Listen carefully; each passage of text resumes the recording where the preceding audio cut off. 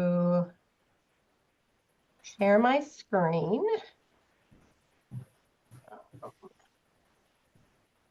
Are you all seeing that? I am. Okay. I see it. Okay, very good. I'm going to remind everyone to mute if you're not talking. So Stacy has the floor.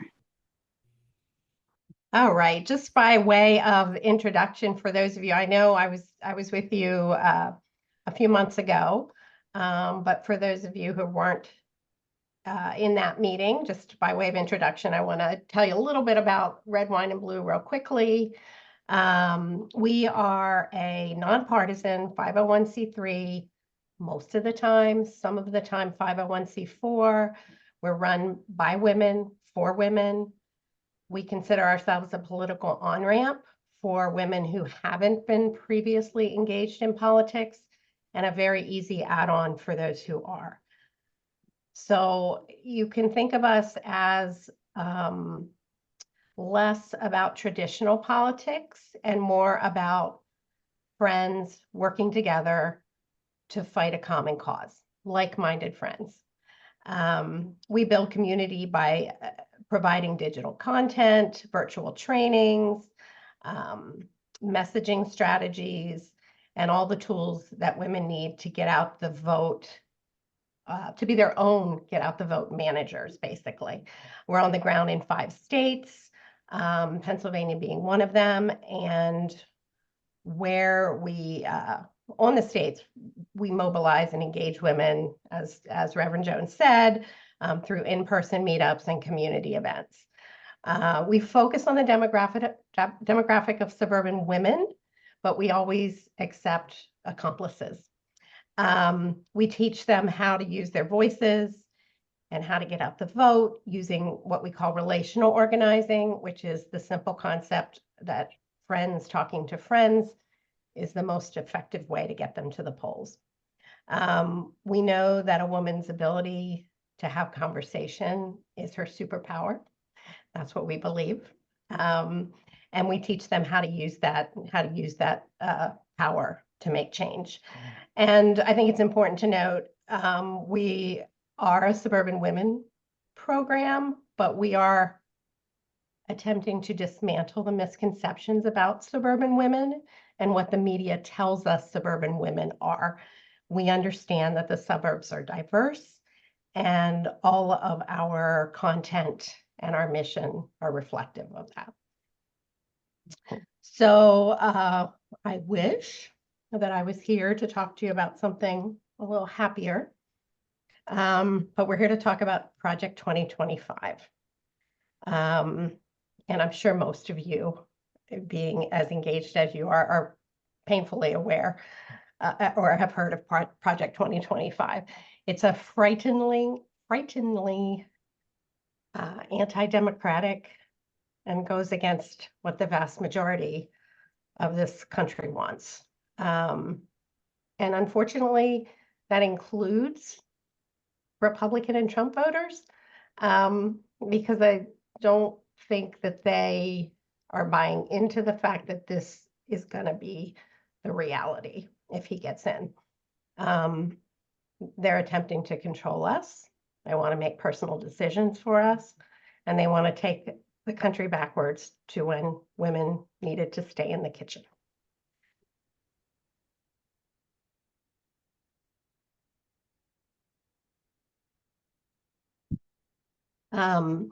This is something that our tech gurus, people who understand Google searches and that sort of thing, are recommending to us. And that is, please don't direct your friends and family directly to the Project 2025 website. It feeds the algorithms in these search engines, and it only boosts their presence on the websites. And that's dangerous because people visiting the site who are on the fence or not really clear what it's going to be are going to be misled. They're going to see narratives right away that say things like, it paves the way for an effective conservative administration. The actions of liberal politicians in Washington have created the desperate need and unique opportunity for conservatives to start undoing the damage the left has caused. And they're going to fall down a rabbit hole with more and more misinformation. So we are not the only organization who does an explainer. There are others as well, but we would always recommend that you look for a Project 2025 explainer, as opposed to going right to the website, and it'll save you the hassle of reading 900 pages as well.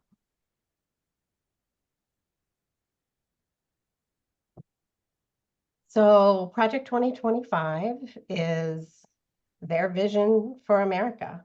Trump and his supporters are disappointed that they didn't make more inroads last time around. They blame government bureaucracy, federal agencies, and the civil servants that did their best to keep him honest.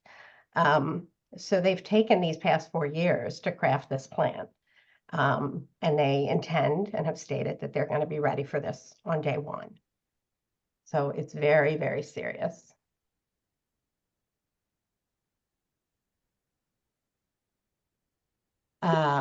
Essentially, it's a way for Trump to eliminate the checks and balances that our government or our founders put in place so that he can successfully implement his policies without Congress or federal agencies getting in the way. It plans to end the current norms and policies that keep the Department of Justice and the FBI independent from the White House. This would allow him to interfere with how those agencies are operating and use them for self-serving purposes. He can put his loyalists in control and use those agencies to go after what he perceives as his political enemies. So these changes allow for executive branch involvement in how election-related federal offenses are investigated. Imagine that. So if we have a repeat of January 6th and a repeat of the big lie with all these changes in place, that protects him. So the limited power he had in his first term, they're seeing to that that's not going to be available. So who is involved in Project 2025? Predominantly the writers of Project 2025 are the Heritage Foundation, which I'm sure you've all heard of. Right-wing think tank, been around since the Reagan administration, along with about 100 other co-sponsors that share the same extreme conservative Christian nationalism views. Many former Trump advisors and officials have been involved, along with others who've successfully shaped conservative policies for years. So unfortunately, they know how to do what they're doing.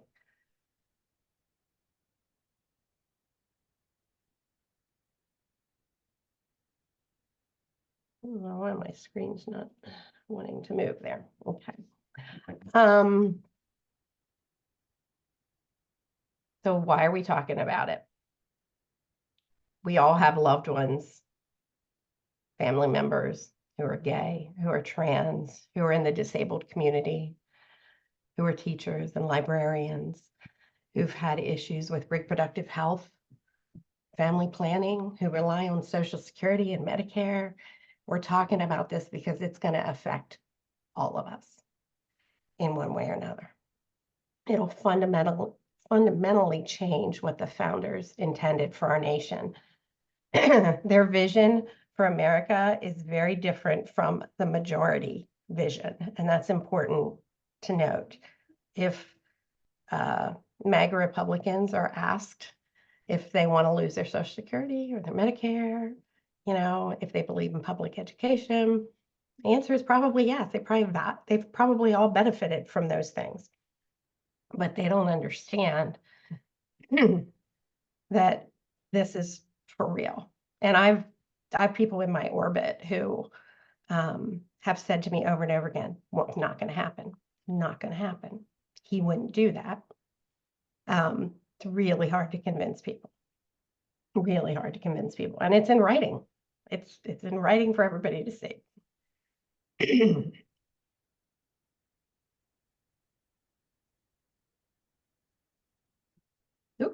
I went too far. So like I said, it's more than 900 pages, packed with disinformation. So these explainers will save you time and energy by cutting through all the nonsense. And I think if you did go in and read chunks of it, it would be absolutely horrifying to you. So this is the way you're going to get the straight facts. And it's important to know because we've got to start sharing this with everybody else. We have to start sharing it.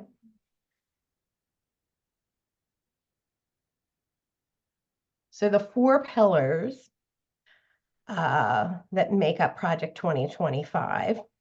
First, gutting federal agencies, those that keep our country safe and functioning, like Homeland Security. Homeland Security is just unbelievable to me. The Environmental Protection Agency, Department of Justice, all gone. A government filled with Trump loyalists already established in a database. So they have a database ready to go of people who will kowtow to their wishes. Third, they're training their loyalists in how to use the government for their own agendas. 4, basically a complete reform of the government. We're going to highlight in the next several slides some of the worst goals. They're not all of them. Essentially erasing democracy and entering into an authoritarian regime.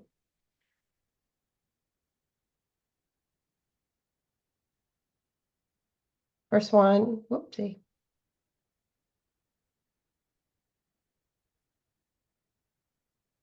Oh, no, that is the first one. Taking away our reproductive rights. And we're already watching this play out, right? He made it clear before his first term that they'd come for abortion if he could get the Supreme Court stacked. And that's exactly what happened. He's proudly taken responsibility for it, for the fall of Roe and the subsequent state abortion bans. There's for sure more to come, as we've seen with the Congress's Life at Conception Act and the Alabama ruling on IVF.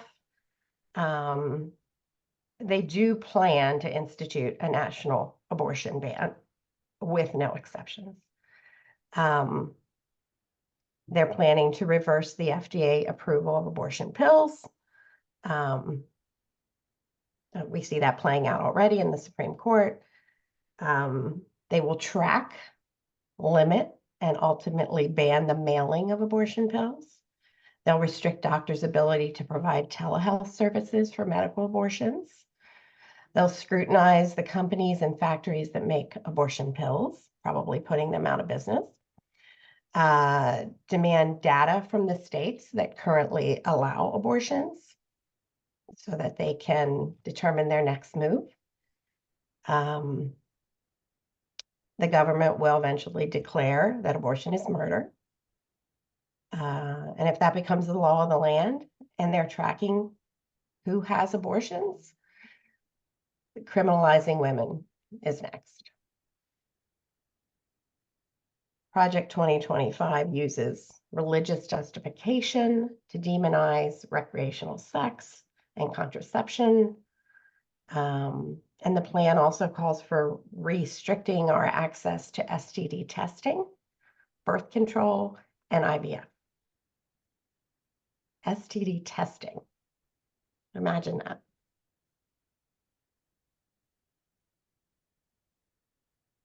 Second one, end the programs that address climate change.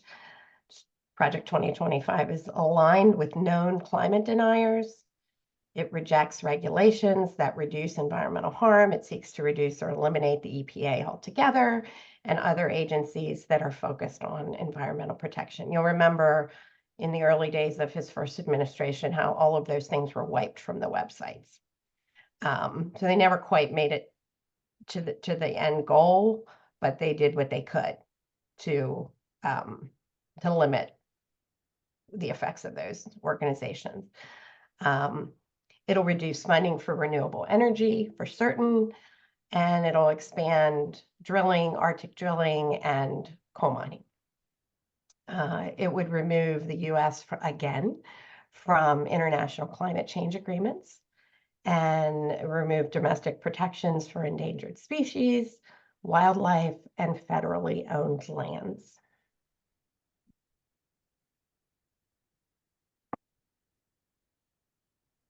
And public education. We see this playing out before our very eyes. This is why all the chaos at the school board levels. Moms for Liberty isn't a grassroots organization. It's an organization that was founded, the people were sought out and trained how to infiltrate school boards and do the damage that they've been doing. So it's no surprise that Project 2025 is going to come after public education. The plan suggests eliminating teachers' ability to organize together. It'll overhaul the U.S. Department of Education's curriculum to align with extremist viewpoints and ultimately eliminating the Department of Education. Instead of supporting public education, the plan would divert money into private and religious school attendance, voucher programs, like we just talked about at the beginning. And it would roll back all the efforts that have been made with student debt relief.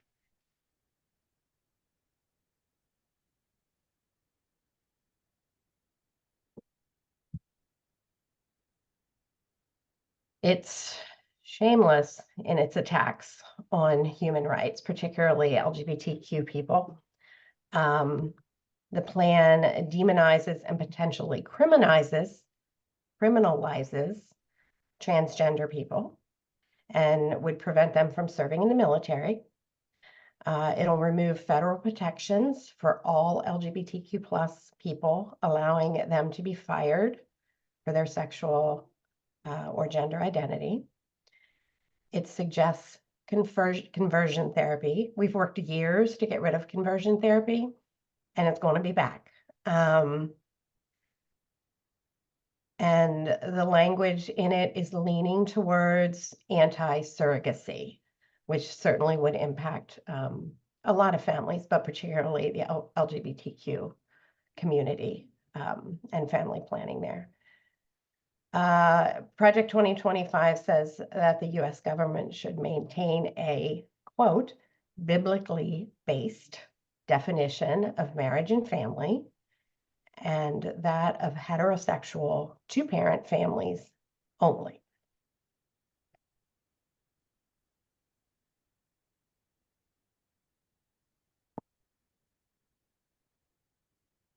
It will clearly encourage racial discrimination.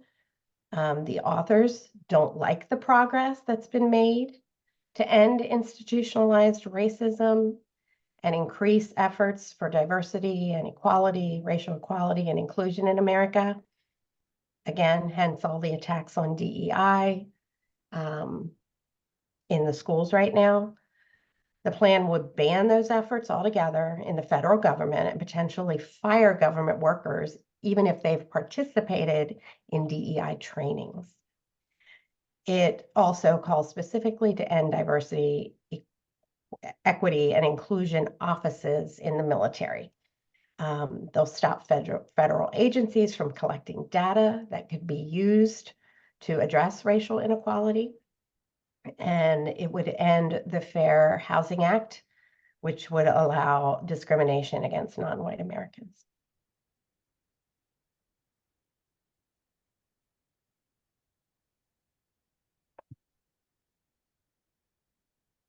I think we've all heard this circulating in the news, how there will be camps to round up immigrants. They're campaigning hard on that. And they intend to deliver on that promise. Calls for the mass deportation of immigrants and dismantling of foundations of our immigration system, notably going around Congress and the courts to do so. It'll suspend applications for legal immigration and reduce visas for the agricultural, construction, and hospitality sectors. It'll reduce protections for immigrants seeking asylum to escape human trafficking or domestic violence or gang violence in their home countries. And this nearly guts me to say it, it would rescind all protection for dreamers, for the folks that are here through no fault of their own and don't know any other country. It'll dismantle, like we said before, the Department of Homeland Security, which in addition to protecting our borders, counters terrorism. It protects cybersecurity, and it responds to man-made and natural disasters. Gone.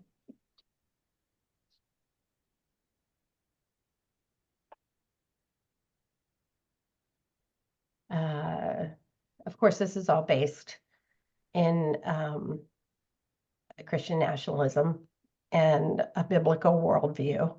It aims to center that ideology in the government and in society and turn it into federal laws. The plan assumes that America is Christian and that Christianity and its beliefs should have a privileged place in society over other religions and civil laws.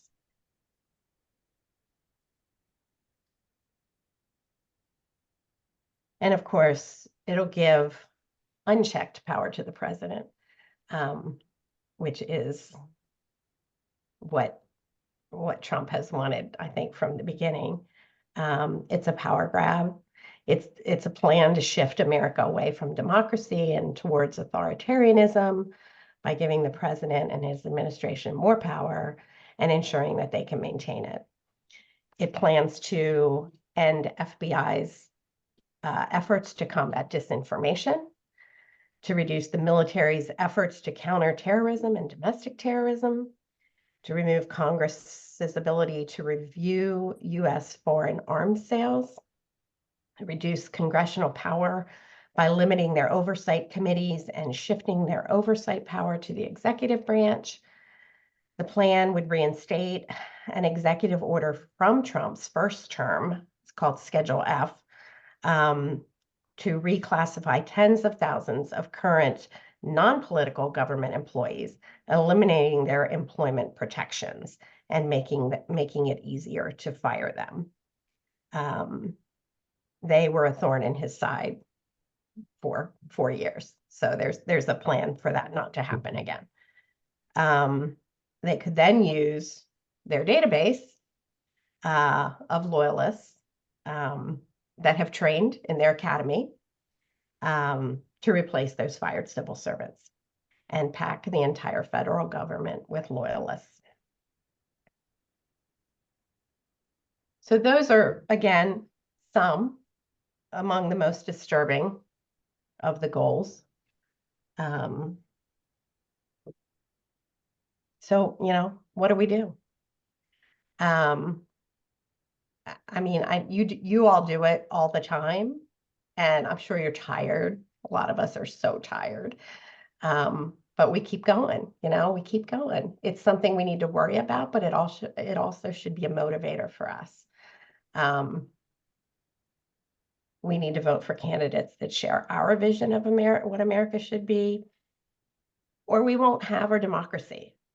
And when I'm talking to my Republican friends, I'm saying now, would you like to be able to vote for another Republican down the road? Perhaps someone other than Trump, since you're not a big Trump fan. Well, sure. Yeah. Well, you won't be able to do that either. Because once he's there, he's not going anywhere.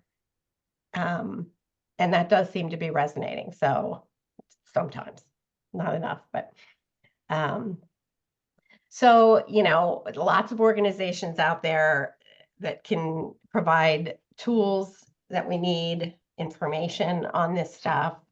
Red, Wine, and Blue, as I said in the beginning, provides tools and resources and the guidance that everyone needs to be able to talk to their friends and family. We recently had a Project 2025 event. We had over 1,000 people registered, and I believe upwards of 600 actually showed up, which is a really good percentage. We will continue to host more of those, always with new and different speakers, new information. I always recommend, if you see a training or an event from Red, Wine, and Blue that looks interesting to you, and most of them happen weeknights between 6:30 and 7:30 typically. But if it's on an evening where it doesn't work for you, please sign up anyway.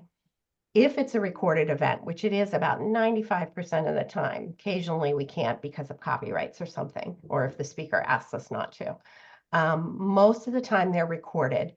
You will then get the recording along with typically the slides in your inbox in a few days. So then you can watch it at your own leisure. And the Project 2025 Explainer Guide is available on our website.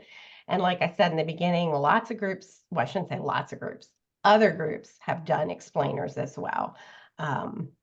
So they can be found out there. So, and I'm just going to go through this real quick, but we work under we work through relational organizing. Proven concept that friends talking to friends, family talking to family is more effective than people talking to strangers.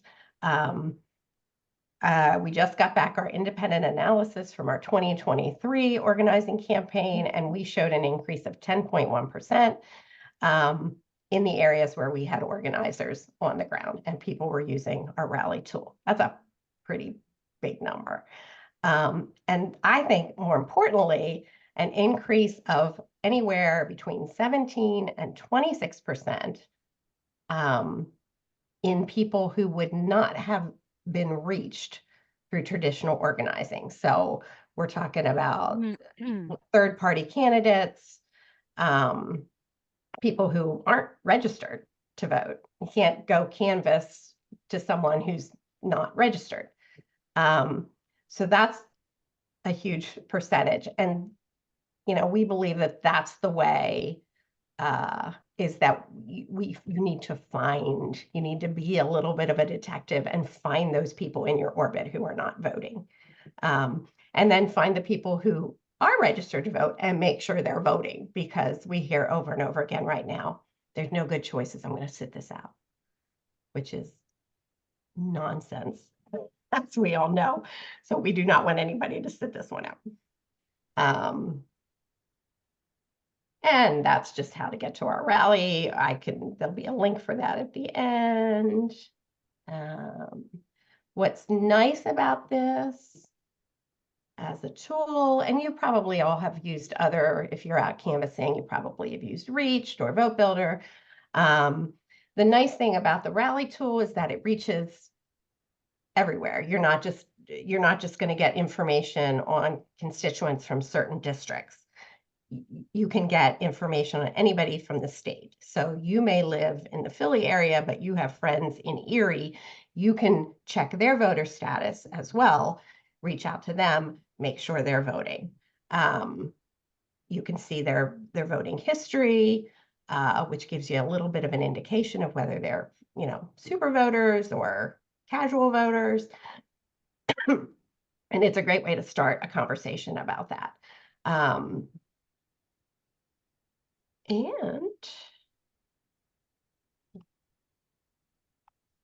And that is it. And that's me and my contact information, should you be interested, or Reverend Joan can disseminate that as well. It's on our website, but we can Oh, that's right. do more. We can do more. So there's a few questions in the chat. Do you want to take those first? Sure. Let me unshare and come back here to you. Oh, and the best thing I forgot to tell you, just when you think you're all done and you've read Project 2025, we just were in, and I don't, maybe you all have heard of it, but I just heard about it last week. Now we have something called Project 47 as well. Oh, I did not hear that. Oh yeah, that's his own personal plan.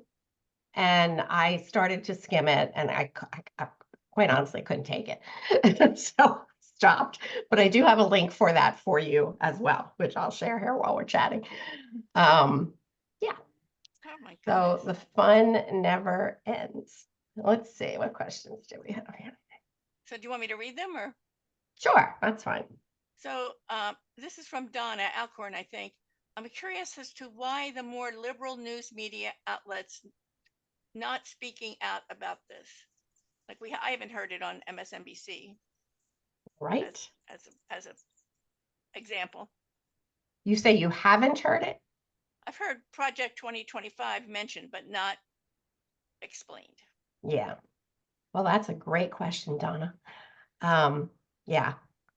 How are we gonna, how are we gonna get them covering this stuff? I mean, I certainly don't have the answer to that, but it's a great discussion. And maybe we need to start reaching out to our media sources. That maybe somebody needs to start a campaign to do that. But I agree. We see the same stories over and over and over again. And there's so much potential there. There's so much potential. I mean, you could do a story every day on one goal, rather than the trial for every day for how many weeks, every single news show, like it was enough already. Right. Enough. Right. We all know he's a convicted felon now, right? And it seems to me the point is, I'm not sure you can stop this. I mean, they're pretty organized, right? So the message for me is don't vote him in. Make sure he doesn't win, because if he does win, then we could be in trouble. Yeah. Probably will be in trouble. So that's the message I give. This comes from Marcia. How would we know if the other explainers are pro-democracy or more disinformation? Well, I think what you're going to find is if it's an explainer, it's going to be pro-democracy, because otherwise they want you to go to their website. They want you to go to the Heritage Foundation because they want to secure you in those places. They want to get your email. They want to get you on their mailing list. So I think it's fairly safe to say that if you're finding it's classified as an explainer, you're probably good to go. And I mean, you're probably going to be able to tell in the first couple sentences which side they're on, to be honest with you.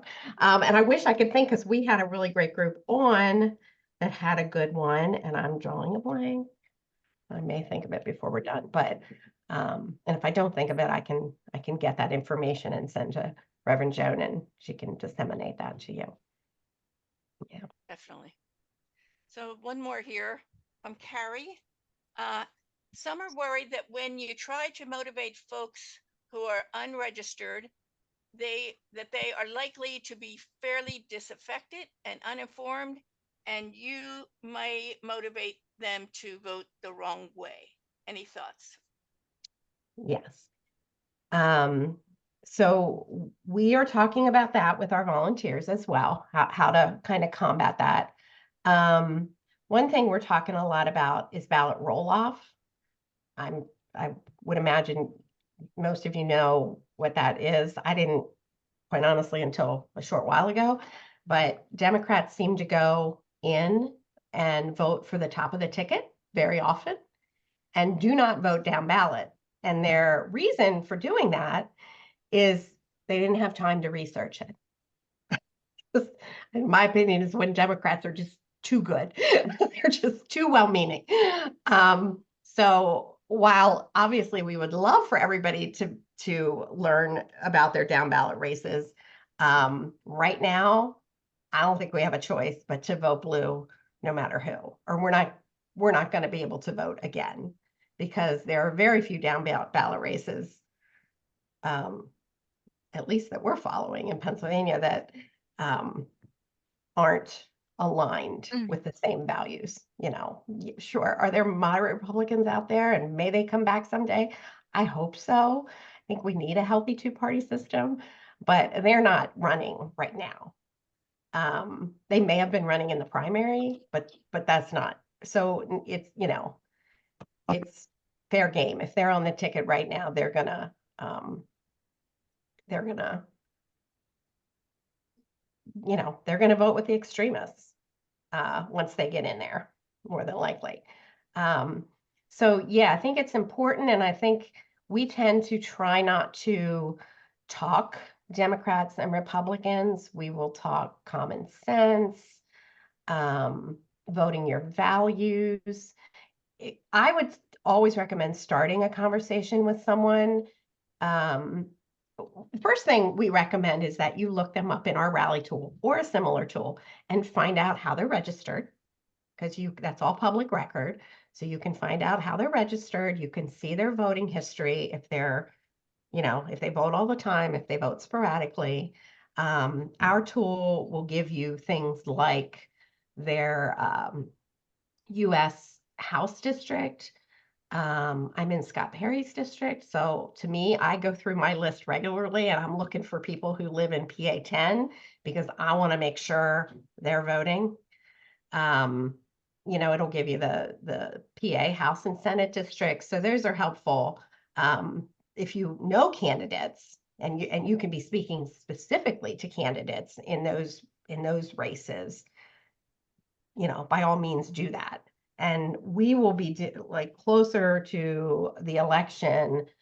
We'll have things out there that will show you, because we're nonpartisan, we're not going to tell you who to vote for, but we can tell you what Scott Perry stands for, and we can tell you what Janelle Stelson stands for. And then you can make up your own minds.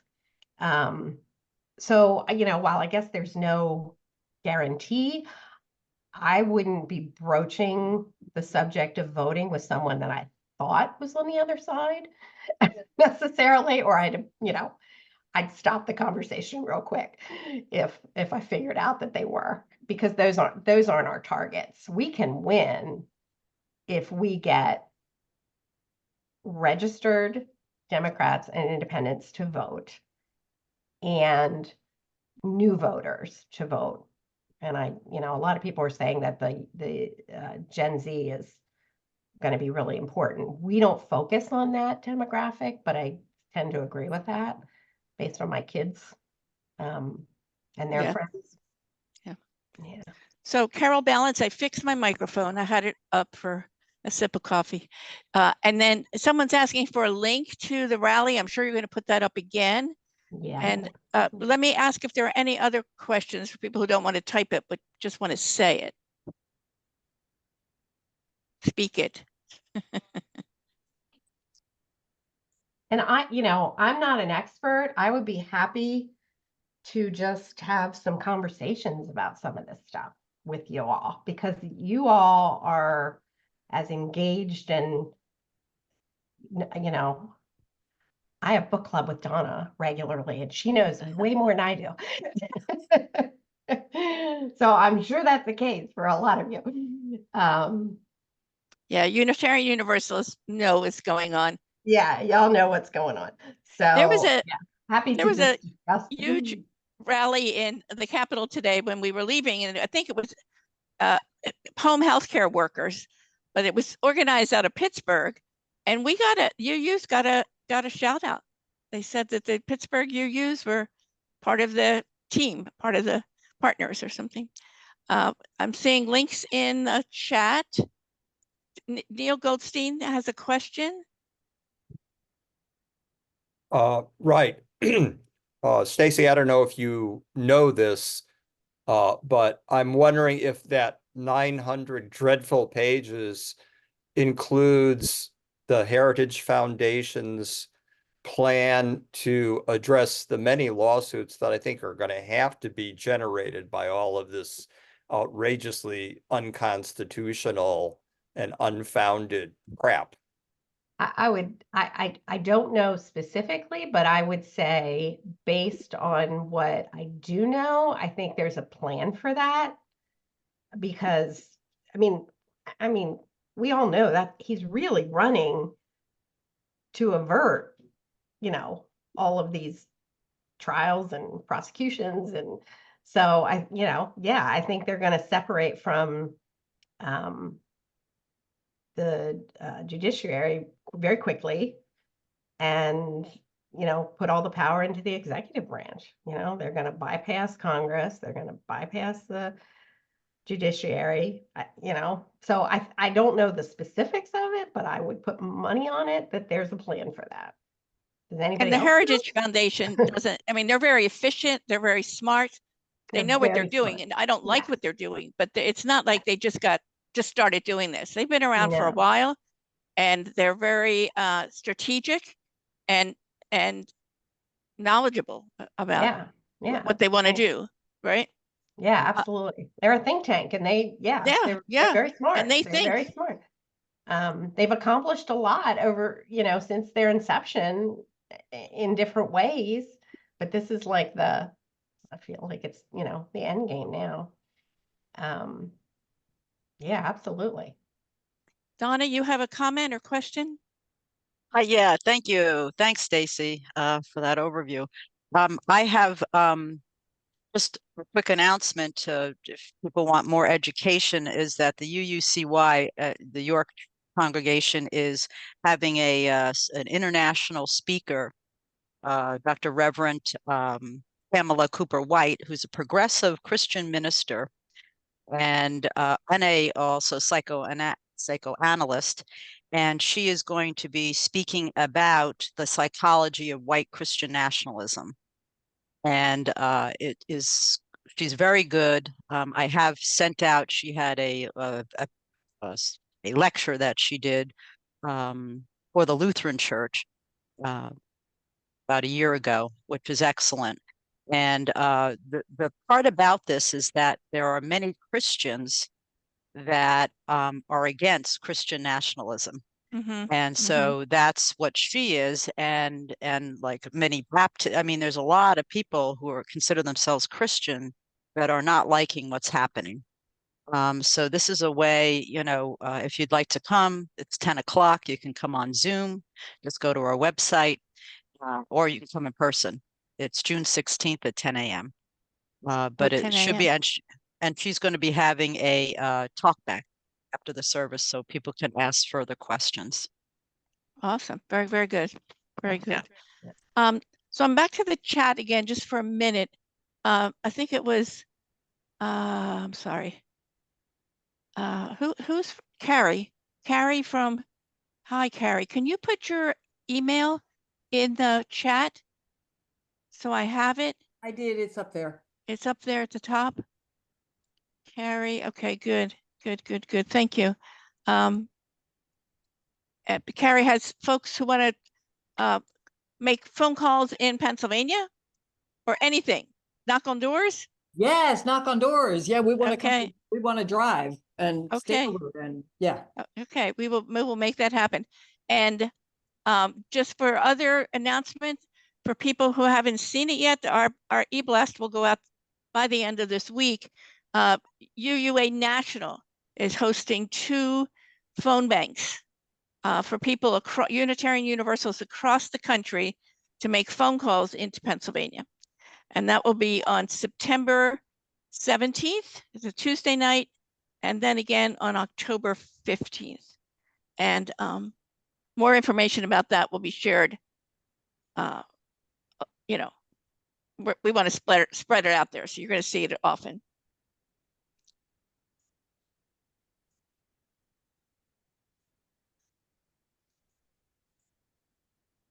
All right. Oh, my computer is a mess today.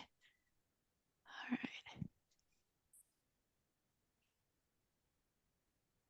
So Donna, is your hand up again? No. Okay. Anyone else have any final thoughts, questions for Stacy? Oh, Mary? Mary's waving her hands over there. A couple of things. One, this has been fantastic. We're so glad that we came on tonight to hear this. And that question about why aren't the quote unquote liberal TV stations or news stations talking about this project when it's so significant and could really be helpful once people know about it. So there's that. And the other question that's not quite about this, but I'm wondering when we will get the letter writing for Pennsylvania. Postcards for this month? Not postcards, but the letters that you write and, Vote forward? yeah, the forward. Okay. Did Well, you we- sign up to be a vote forward congregation? We did it last year. You may For have the to sign last- up again. You may have to Oh, sign up again. okay. I'll send you an email. We'll Okay, talk. great. Because the person to connect with is Anita Menser, who knows that program and has done it for a couple of years and can answer most of congregation questions. And there also is a small $500 grant from the UU the Vote Side with Love that could cover paper, ink, envelope, stamps, etc. if your congregation decides to take on that project. Several people have tried it, written and gotten the grant. Tim? Yeah, I just wanted to make a comment that Project 2025 and what we're experiencing now, it's not the first time in history that element has been with us since day one. Absolutely. It's just that now they're just a lot more organized and there's more tools to allow them to be organized. And, they, serendipitously got their guy into the highest office in the land and they're hell bent on putting him back in. Absolutely. I would also like to note that there's more of us than there is of them. The problem is we got to get us out to vote Right. and get us, out of this fear factor. That's right. Absolutely. To me, it's just doubly scary because they've had a trial run already. Yeah, And they they do. know now what they needed to do that didn't, work the first time. I mean, I remain very optimistic. That's just I just can't believe there are enough people that are going to put him back in. But we can't, we can't take anything for granted. Right. Because I think we did that before too many times. Thanks, And Tim. even if he loses, he's still gonna. That group is not. They're No, not. they're not done. going away. They're not going away. Mm. They're not going away. And you can't beat the enemy if you don't know what they're about, right? Which is why I really wanted to hear this presentation tonight. Tabitha, you have a question or a comment? Yeah, so I'm wondering if there are any templates for services that could be forwarded along. I'm on the Sunday Services Committee at my congregation, and I would love to have information and an easy template to hold a service to discuss these items in a way that resonates and doesn't make people go, oh, politics, and stop listening, because there are lots of members that that don't want to hear that sort of thing in a sermon. And frankly, it's a big turnoff to some members. And so, I guess what I'm saying is, how do we find the balance between spiritual sustenance and activating folks to help?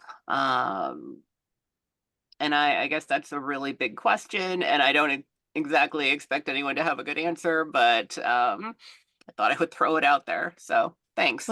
I have some ideas, and that is, I was in your congregation this week talking Mhm. about what's going on with UU the vote. Your minister is on our board, Christina, so she might have some ideas. Yeah, that's where I would go. Somebody who's really thought about the spiritual elements of a UU service and how you pull that together. So I don't know if it'll be an easy template, but and then there are folks within UU Justice. I'm looking at Donna. I'm looking at Carol Balance. There are probably others that I'm not aware of. Stephen, Mary, who have put services together. Pat Jordan. So maybe we can put something together that we could put out, but that's not going to happen tomorrow. That would take some time. All right, back to Martis.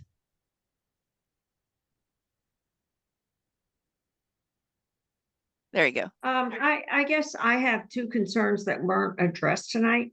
And the one concern is the Israeli-Palestinian war and the fact that there are so many people who say that they aren't going to vote because of the support of Israel and the atrocities that they're committing right at this moment. And the second comment is that I've run into a number of people of color who from Philadelphia who work out in the suburbs who have made the comment that they are going to, but that they're Trump supporters this year. And that worries me. One of the men was an employee at Dunkin' Donuts, and he was expressing that Trump was being knocked around, and that he and his life had been knocked around, so he felt this connection to Trump. Oh my And right, and I mean that terrifies me. It's like he was born with the golden spoon in his mouth. And if you were in his situation, not only would you not be able to vote, you'd be locked up while you were waiting for your sentencing. But I didn't have an opportunity to say any of that. But those are two concerns that we didn't address tonight.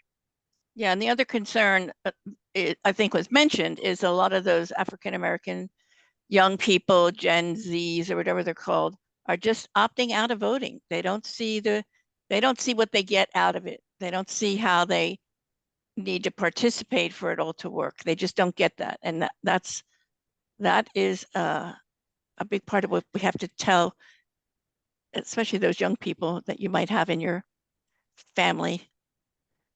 Stacy, So did you want to? This other, another guy, and this was also at Dunkin' Donuts, basically said, my life hasn't changed since Biden's been president. So, I mean, that's what we're dealing with. And some of them say even longer than that. My life hasn't changed for a couple decades. And I've never voted, and why should I now? Right. Yeah, that's a tough message to combat, because like really what are is. you looking for from your government? Like you know, like I want to say, well, first of all, you have to make change if you want things to change in your own life. That's incumbent upon you to do that. That party doesn't want government involved at all, and this part and the other party wants to to provide a basic social safety net.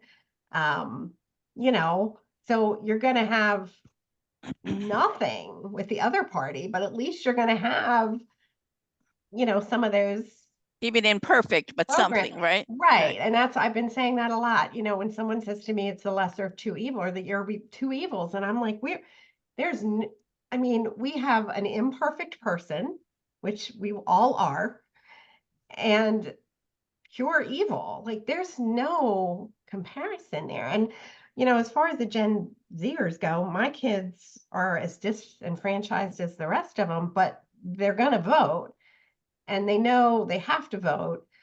And we talk often about the fact that this did not happen overnight. This has been going on since I was in high school. And it is not going to turn around overnight. And, you know, I think this younger generation is just, looks like there's a couple young ones in here. Maybe we can get some Yeah, there are perspective. two. They both have their hands up. So can we Yeah. get to them? Yeah. Arlie, you were first, and then Tabitha, and then Marcia, and that's going to be it. So, and if you could process your question quickly. Yeah, so it's not a question, it was a comment just because people were discussing people who maybe they wouldn't expect wanting to vote for Trump or voting conservatively. And I just want to make the comment that I think the right-wing politicians have really weaponized identity politics. What we've seen in recent years is that people, especially people of color, have been, specifically men of color, have been voting their gender interests as opposed to their race interests. And we also see that in the ramping up of Christian nationalism, of people voting in their religious interests or perceived religious interests as opposed to, you know, other identities that might be marginalized by conservatives. And so I think that's an important thing to keep in mind. The big tool a lot of conservatives are trying to use is this idea of loss by comparison, where you are they tell you have a privilege that you are losing, or that you have lost, or that someone is trying to take away from you. And that's in part why we see all of the kind of hatred and oppression that's stirred up, because most people have some kind of group that have a privilege, whether it's your gender, or your sexuality, or your religion, or, you know, whatever your race, whatever it might be. And so I think that's really important to keep in mind as we're seeing people kind of continue to make decisions on how they'll be voting. Good point. Good points. Thank you. Tabitha? Yeah, so I just wanted to say that I am a member of Erie County United and the Democratic Socialists of Erie. And in those groups, there are a lot of younger people that are very dissatisfied with the Biden administration and are not willing to support Biden in any sort of canvassing event, et cetera, and so forth. And what I would say to someone, well, what I have said to folks in that camp is a brief summary of Project 2025 and the absolutely horrifying crap that's in there in regard to LGBT people, in regard to a myriad of others. But Yeah, that is absolutely an avenue to bring up when you're standing at Starbucks and you've got somebody that says, you know, why should I vote? My life hasn't gotten any better. Well, it will get a worse. lot worse. Exactly. That's really, you know, if you can't convince somebody to vote for someone, convince them to vote against someone else. That's all you have with that cohort, I think. Yeah, I agree with you. Really, oh, I'm sorry. I was just going to say, we're really focusing on down ballot races and hoping that gets people in there to vote, and that organically, while they're there, even though they said they're not going to vote for Trump or Biden, that they may pull the lever for Biden in there. But we're trying to get them in there. Okay, you know, don't vote for the top of the ticket if you can't stomach it. But like, these are the people making our laws here. And if you want to protect reproductive rights in PA or what have you, you need to go in and you need to vote down ballot for these people. Absolutely. For these values, I should say. Yeah. Yeah. Marcia, you've got the last word. Great, thank you. What I would say to these folks, number one, that their lives haven't changed. It could have changed dramatically because, for one thing, the Republicans, when Trump came in, wanted to do away with the Affordable Care Act, and fortunately, and they had nothing to replace it with. Secondly, ask them if they know anyone with, you know, that's older that has diabetes. because the price of diabetes monthly went from close to $300 down to $35. 35, yep. That's a major improvement. Just pick a few of the things that might make a difference to them. If they're young, just say, yes, he could not. The other thing you can tell them that I think may swing them is simply that while Trump was in, he was able to put in 2 more Supreme Court judges. And because of that, women have lost their right, which affects both men and women. That women All have ages lost their too. rights.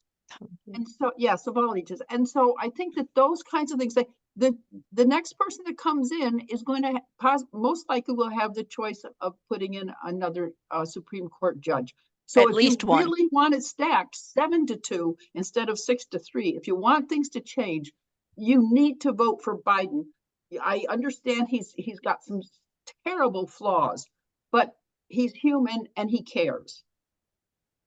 I totally agree with you. That's a great way to end this conversation. Thank you. Thank you. Go vote. Tell everybody you know to go vote. Check out an explainer to help you understand the Project 2025 so you could explain it to others. I'm curious to check out this 2047, which I guess is Trump's own personal agenda, just for raise my blood pressure a little bit or whatever. So thank you all for coming. Thank you for being part of our UU community, UUJusticePA, and I hope to see you all again. Thank you for having me. Thank you, Stacy. Thank you. Thank you. Hey, Ruth, save the chat for me. Thanks.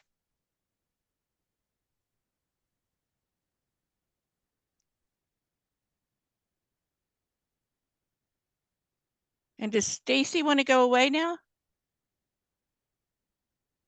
I can't hear you. You're muted. She's not there. I know. So should I just pretend she's gone? Just leave meeting for everybody? Yep. All right.